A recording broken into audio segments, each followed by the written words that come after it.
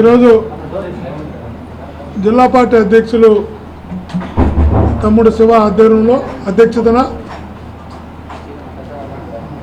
మన regional coordinator కారుమూరన్న ముఖ్య అతిథిగా ఈరోజు పార్టీ నియామకాలు కమిటీలన్నింటినీ కూడా అన్ని నియోజకవర్గాల్లో మండల స్థాయి గ్రామ స్థాయి వరకు పార్టీ నియామకాలకు సంబంధించి చర్చించడం జరిగింది.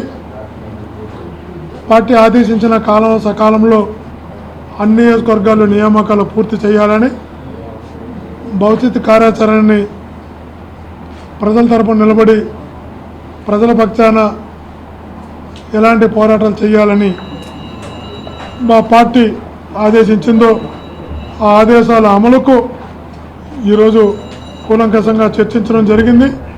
భవిష్యత్తులో పార్టీ ఆలోచన మేరకు, పార్టీ ఆదేశాల మేరకు కమిటీ నియామకాల పూర్తి చేయడంతో పాటు రాష్ట్రంలో అతి తొందరగా గ్రామ స్థాయికి కమిటీలు తీసుకెళ్లిన జిల్లాగా ప్రకాశం జిల్లా ఉంటుందని, అలా ప్రతి నియోజకవర్గ ఇన్ఛార్జ్ ఒక ఫైర్తో ప్యాషన్తో కష్టపడి పనిచేస్తున్నారు.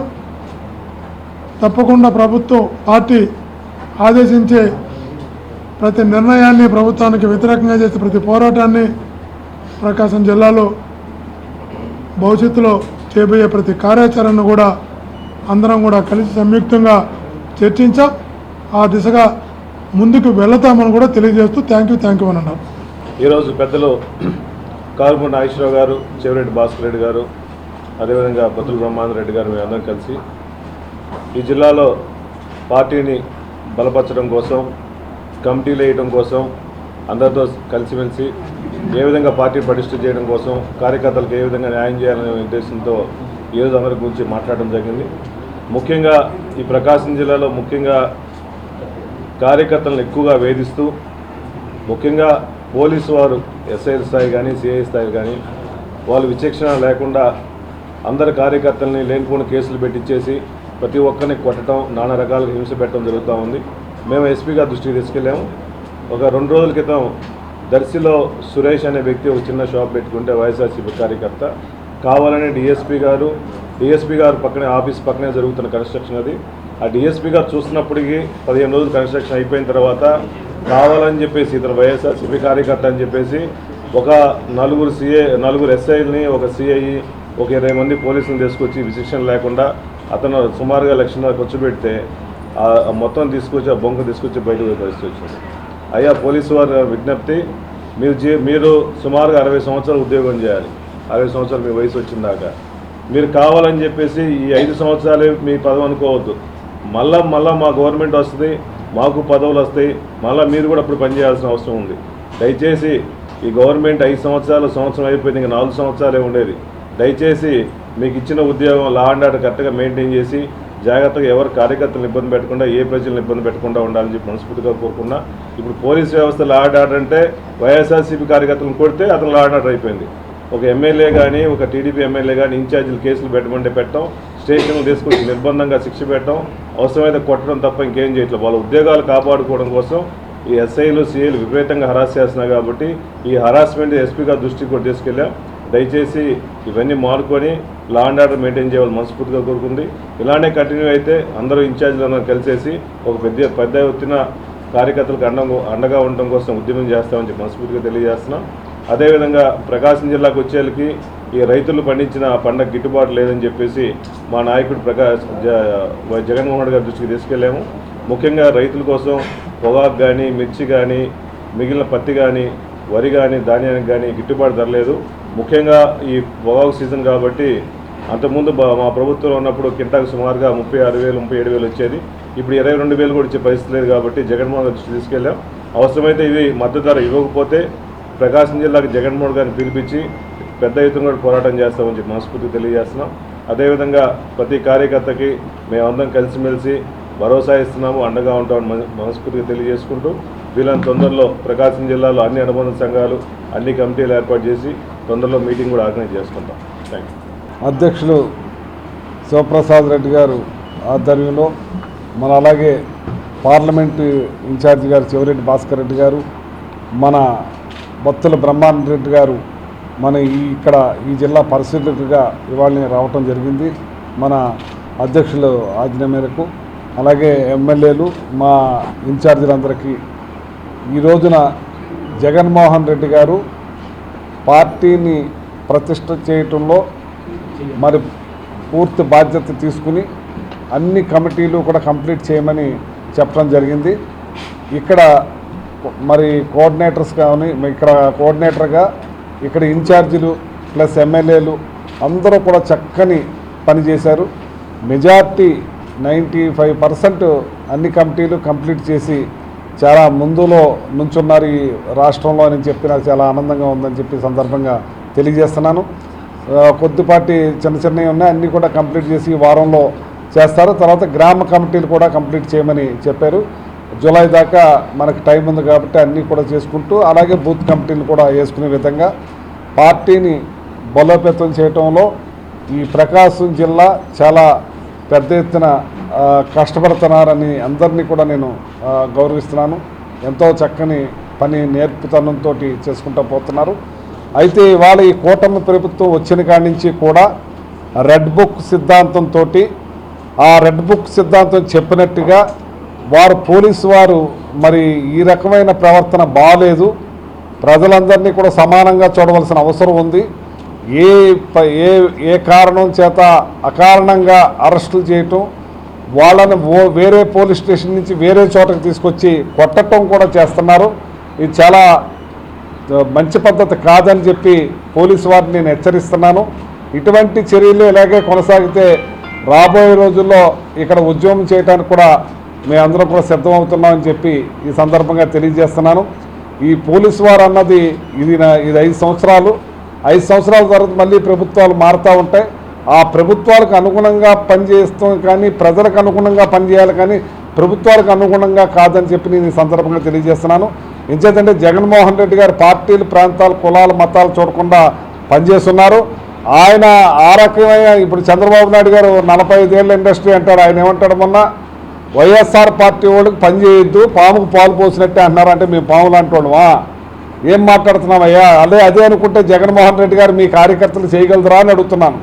ఇవాళ రాష్ట్రంలో తెలుగుదేశం పార్టీ కార్యకర్తలు 70% తెలుగుదేశం పార్టీని వ్యతిరేకిస్తున్నారు. ఇది వాళ్ళు గమనించట్లేదని చెప్పి నేను తెలియజేస్తున్నాను.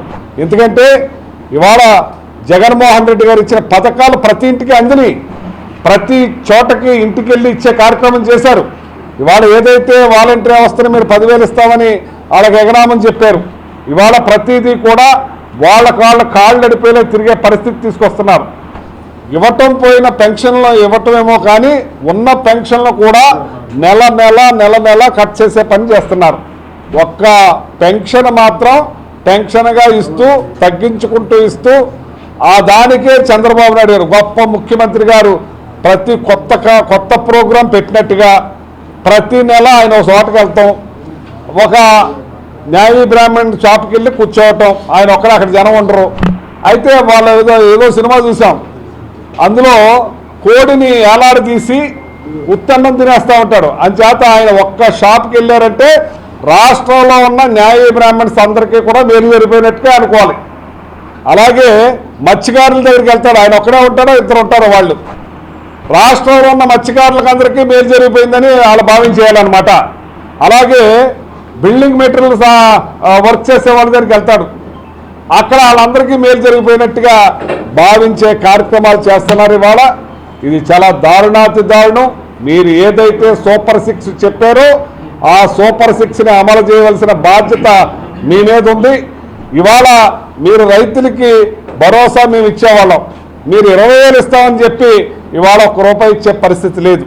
ఇవాళ రైతాంగం అంతా ఇవాళ మిర్చి కానీ, టొబాకో కానీ, కోకో కానీ, మన ఆయిల్ ఫామ్ కానీ, ప్రతి ఒక్క అపరాలు కానీ ఇవాళ ధాన్యానికి కూడా మీరు రాగానే ఆ నాదెండ్ల మనోహర్ గారు చాలా ప్రగల్భాలు పలికేశారు. రైతులకు మేము మేలు చేస్తాం, రోజులో 70 వేసేస్తామని. ఇవాళ సంచిచ్చే పరిస్థితి లేకుండా పోయింది. రైతు పక్కన ఆకాశం బాగాలేదు, వర్షాలు పడుతున్నాయి, ఆ ధాన్యం తడిసిపోతుంది, దాన్ని కాపాడుకునే పరిస్థితిలో ఉంటే వాళ్ళ సంచవలేని పరిస్థితిలో ఈ ప్రభుత్వం ఉంది. ఈ సివిల్ సప్లై మినిస్టర్ కబుర్లు చెప్తారు కానీ ఇవాళ సంచిచ్చే కార్యక్రమం చేయట్లేదు. ఆయన ఎక్కడికెళ్తే అక్కడ నిలదీస్తున్నారు రైతులు, వాళ్ళకి ఇచ్చే పని లేదు. మేము చేశామంటే జగన్మోహన్ రెడ్డి గారు పంట వచ్చే 2 నెలల ముందే దీని మీద ఒక అవగాహన సదస్సు పెట్టి మీటింగ్ పెట్టి అధికారులకు సూచనలు ఇచ్చి ధాన్యాన్ని తడిసిన ధాన్యం మొక్కైన ధాన్యాన్ని కూడా చివరి ధాన్యం కొనే వరకు కూడా మేము చేసేవాళ్ళం. ఇవాళ లక్షల టన్నులు పండినా దాన్ని మేము ఇంత తీసుకోలేమని చెప్పి నాదెండ్ల మనోహరే ప్రభుత్వం కొనలేదని చెప్తుంటే ఏమైపోతారు రైతులని చెప్పి సందర్భంగా తెలియజేస్తున్నాను. జగన్మోహన్ రెడ్డి గారు 3,000 కోట్ల రూపాయలు స్థిరీకరణ పెట్టి ఏ పంట అయితే లాస్ అయి కొనలేకపోతున్నారో దాన్ని ప్రభుత్వమే కొని మరి గిట్టుబాటు ధర కల్పించే వాళ్ళగా రైతులకు మేలు చేసే కార్యక్రమం చేశారు. ఇవాళ మీరు ఏం చేస్తున్నారు? ఇవాళ రైతుని నడ్డిసే కార్యక్రమం చేస్తున్నారు. పూర్తిగా రాష్ట్రాన్ని పక్కన పెట్టేసి ఒక అమరావతికే పరిమితం అయిపోతున్నారు మీరు. అమరావతిలో బాగా కిక్ బ్యాక్ బాగా వస్తున్నాయి మీకు. ఇవాళ మీరు ఇచ్చే కన్స్ట్రక్షన్ 41,000 కోట్లు టెండర్లు పిలిచారు. అందులో ఎంత దారుణం అండి. ఒక ఇల్లు కట్టుకునే వాళ్ళకి, అపార్ట్మెంట్ కట్టుకునే వాళ్ళకి 1,800 రూపాయలు కన్స్ట్రక్షన్ కాస్ట్ అవుద్ది, మ్యాక్సిమం 2,000 అవుద్ది. కానీ మీరు 10,000 చిల్లర పెట్టారంటే ఎంత దోపిడీ జరుగుతుందో ఒకసారి గమనించండి. నేషనల్ హైవే రోడ్డు కిలోమీటరు 20 కోట్లు అవుతుంటే మీరు 60 కోట్ల చిల్లరి. ఎంత దారుణంగా దోచుకుంటున్నారు అంటే సంపద సృష్టిస్తానన్నారు, మీకోసం అనేది ఇప్పుడు ప్రజలకు తెలిసింది. సంపద సృష్టించి మీరు ప్రజలకు ఇస్తా అన్నారు, కానీ మీ కొడుక్కి మీ మనవడికి ఇచ్చే కార్యక్రమం ఈ సంపదని దోచుకోవటానికి చేస్తున్నారు. అందుకే మీకు అమరావతి మీద అంత ప్రేమ. ఇవాళ రాష్ట్ర ప్రజల గురించి ఆలోచించండి. రాష్ట్ర ప్రజల్ని ఎలా గట్టెక్కించాలి, రైతులను ఎలా గట్టెక్కించాలి, రైతులకు గిట్టుబాటు ఎలా కల్పించాలనే దాంట్లో ఏం మాత్రం లేదు. మిర్చి గురించి మీరు మాట్లాడారు, ఏదో 2 లెటర్లు రాసేసి మమ్మ అనిపించారు. కానీ ఆ మిర్చి రైతులకి గిట్టుబాటు ధర కల్పించాలని మిమ్మల్ని అడుగుతున్నా, డిమాండ్ చేస్తున్నా. ఇవాళ ఈ రాష్ట్ర ప్రజలందరూ కూడా గమనిస్తున్నారు, ఈ రాష్ట్ర రైతులందరూ కూడా గమనిస్తున్నారు. ప్రతి ఒక్కళ్ళు కూడా మీరు ఏదో చేస్తారని మీ మాయ మాటలు నమ్మి మీకు చేస్తే ఇవాళ ద్రోహం చేస్తున్నారు. మరి ఓట్లేసి గెలిచారు. మరి అమెరికా తులసి గబాడ్ చెప్పినట్టుగా ఈవీఎంలు మరి మా దగ్గర ఆధారాలు కూడా ఉన్నాయని చెప్తుంది. ఏ రకంగా అయితే గెలిచాక మీరు ఈ ప్రజల్ని ఈ రకంగా చేయటం మంచిది కాదు, భావ్యం కాదు. మిమ్మల్ని గమనిస్తున్నారు ప్రజలని చెప్పి సందర్భంగా తెలియజేస్తున్నాను.